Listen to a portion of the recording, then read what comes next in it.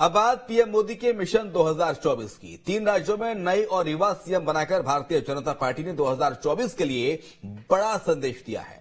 PM Modi ने विपक्ष के हर दाव को फेल करने का प्लान बना लिया है। कैसे पीएम मोदी की गारंटी से लोकसभा चुनाव जीतेगी बीजेपी, इस रिपोर्ट में आप समझिए।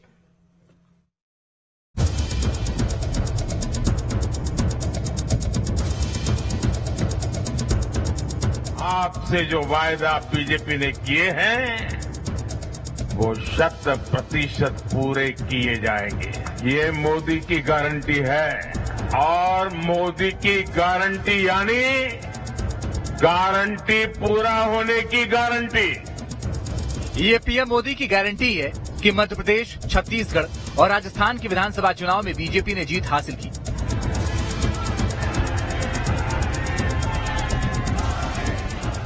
पीएम मोदी की मौजूदगी में मध्य प्रदेश और छत्तीसगढ़ में शपथ ग्रहण समारोह हुआ और मध्य प्रदेश में मोहन यादव और छत्तीसगढ़ में विष्णुदेव साय ने मुख्यमंत्री पद की शपथ ली।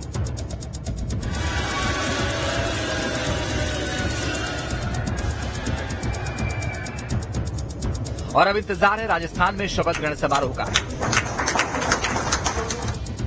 एक बार फिर पीएम मोदी और गृहमंत्री अमित शाह की जोड़ी ने तीनों राज्यों में जीत का परचम लहराकर विपक्ष को साफ संदेश दे दिया है कि उनकी चुनावी रणनीति की काट खोज पाना विपक्ष के बूते की बात नहीं है। सबसे बड़ी बात यह कि जिस तरह तीनों राज्यों में सीएम पद पर नए चेहरों को तरजीह दी गई है, उसने पीएम मोदी के प्लान 2024 का खाका भी खींच दिया है।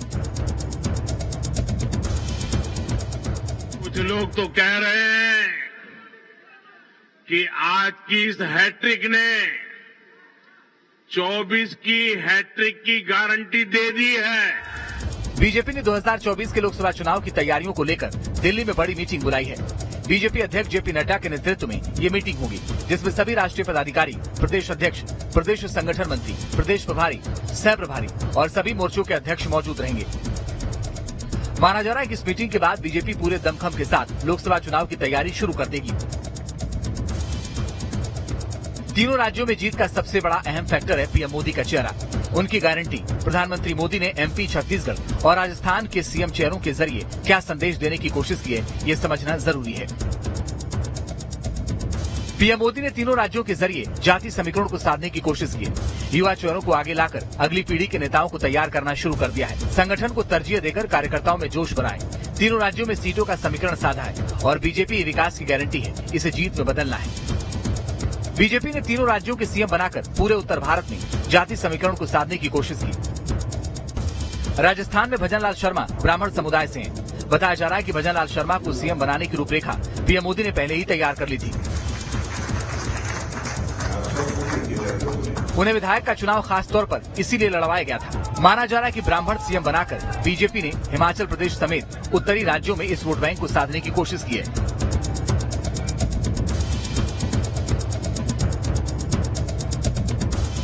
वहीं मध्य प्रदेश में मोहन यादव को सीएम बनाकर बीजेपी ने यूपी और बिहार के ओबीसी वोट बैंक को साधा है, तो छत्तीसगढ़ में विष्णुदेव साय को सीएम बनाकर झारखंड, ओडिशा और बंगाल में आदिवासी समुदाय के वोट बैंक को साधने की तैयारी है।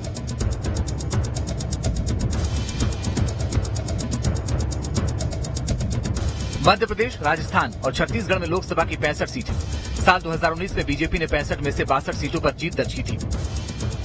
बीजेपी की कोशिश है कि इस बार भी इन तीनों राज्यों में जहां क्लीन स्वीप हो, वहां पड़ोस के राज्यों में भी जाति समीकरण के जरिए सीटों की संख्या को बढ़ाया जा सके।